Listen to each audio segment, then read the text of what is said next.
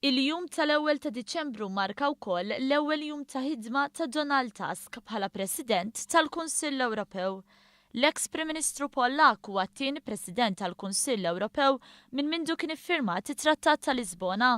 Fl-aħħar xhur ħafna tkellmu dwar in-nuqqas ta' ħila li għandu Tusk biex jikkomunika tajjeb bl-Ingliż u l-Franċiż. Iżda fl-istess ħin ħafna nnutaw ukoll l-aspett karizmatiku tiegħu, xi ħaġa li kienet nieqsa fil-personalità tal-predeċessur tiegħu Herman Van Rompuy. Je me réjouis à l'idée de travailler avec vous.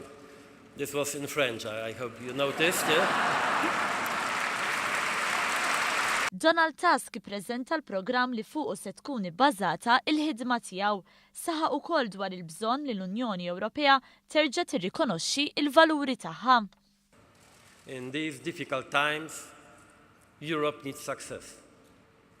And success for Europe in the coming years means, in my opinion, 4 things.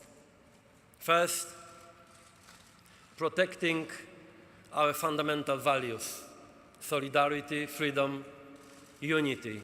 Tkellem ukoll dwar l-importanza li tissaħħaħ ir-relazzjoni mal-Istati Uniti li jiġu affaċċjati l-problemi li ħolqot il-kriżi ekonomika kif ukoll li titfassal il-politika tal-Unjoni Ewropea fil-konfront tar-Russja. Min-naħa tiegħu l-eks President tal-Kunsill Ewropew Herman Van Rompuy iddeskriva lil Tusk bħala t-tifel favorit tal-Polonja, dan fl-isfond tal-bidliet li rat il-Polonja meta Donald Tusk kien Prim Ministru tagħha. It is a president coming from a country that 25 years and a few weeks ago was separated from the Union by the Iron Curtain. Now the favorite son of Poland is at the helm of the most important political institution of our Union.